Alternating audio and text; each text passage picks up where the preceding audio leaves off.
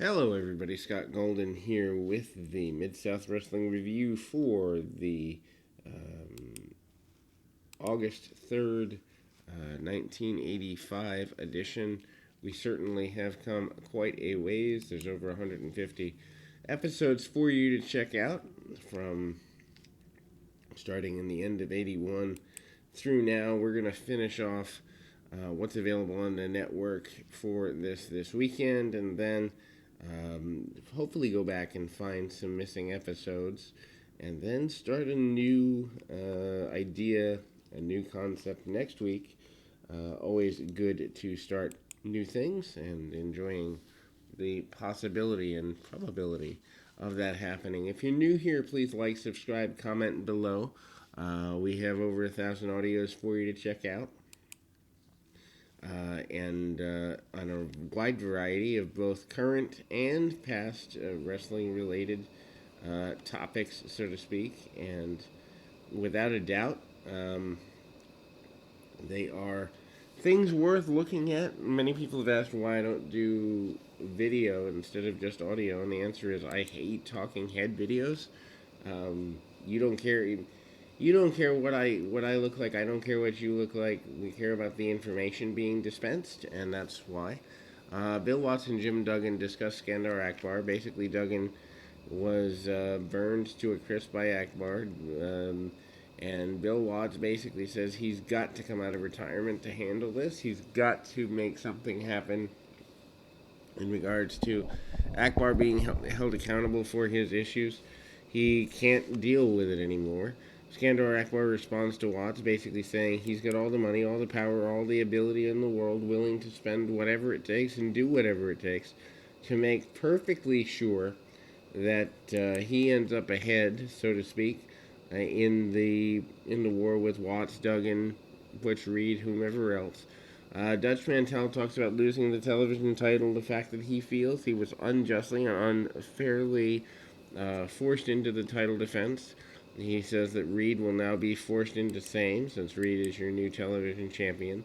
I don't quite understand the television championship, although, to be fair, I have not had access to the Power Pro program. Maybe that's done a little better there. Whipping by Butch Reed or by Dutch Mantel with the shoe baby, and anyway, Reed grabs the whip and starts to go to work on Mantel in his own right to begin with, and they kind of brawl around. Many other people enter the ring area. Reed continues the whipping and does not stop. Then we go to a match with Dick Murdoch and Lord Humongous. Humongous, relatively new here, rather large guy. Kind of being pushed as a monster, as one his size would be. Certainly,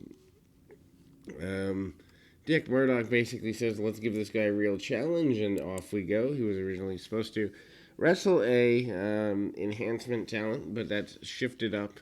Captain Redneck Dick Murdoch is the opponent for the day, and Oliver Humperdinck says he will not face the Nightmare. He will face, in fact, Lord Humongous. Of course, at this point in the journey, the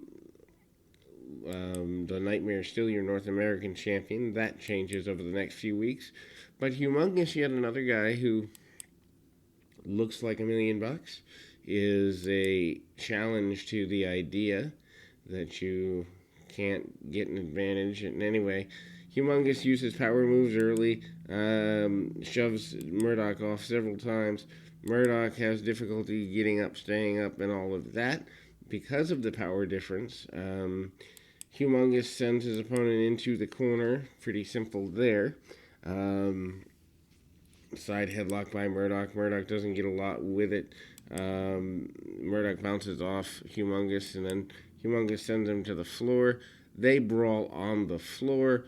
Humongous getting the advantage there as well, sending him into the localized guardrail right in front of the front row, keeping the fans out, using it as a weapon. Humongous really gets over quite well here, looking as only he can look. Actually, Murdoch, I believe, busted open in the process. Headbutt by Humongous, who is wearing kind of a horror mask, and then ragdolling his opponent, ragdolling Dick Murdoch in order to gain the victory. Roberts and the Barbarian versus the Mongol and Glover.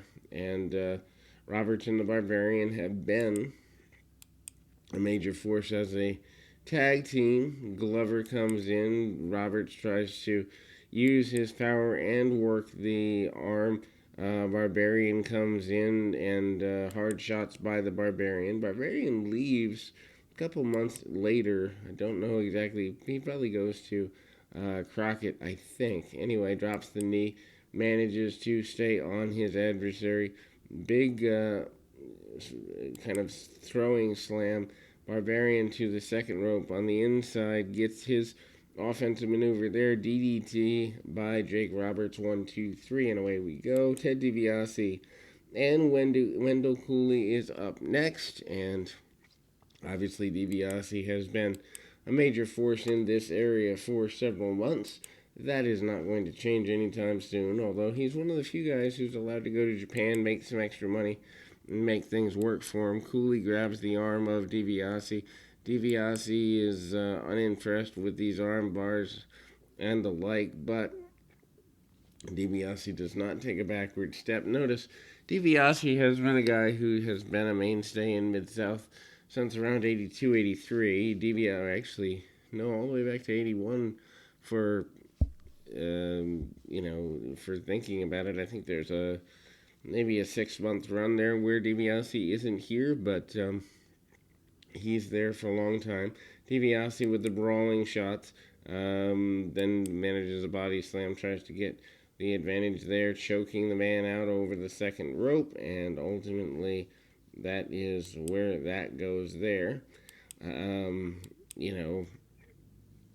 Kind of goes around about.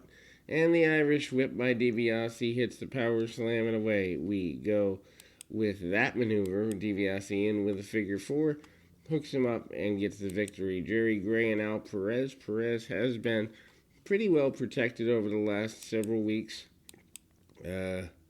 Perez has kind of gotten some quick flash victories. Finally does take him over, or take Gray over in headlocks and the like. A little bit of a longer match, starting to let him wrestle a little bit. Wrestling time, ride time by Perez. Perez manages to hook up with a hammerlock, and then Jerry Gray gets backed into the ropes. Gray uses a few cheap shots along the way, not terribly impressed with his adversary here. Gray manages to shrug off his adversary, and Perez kicks out. Perez fires back with a series of shots, and then Perez manages to send Gray up into the lights with a big back body drop. Hard shots by Perez. Perez not willing to take any backward steps. Finally does get a victory with a German suplex 1, 2, 3 in the middle. And then we go to the final match of the day. The Nightmare versus Jerry Backlund. Cheryl Oliver Humperdinck makes the announcement, and Lord Humongous is alongside.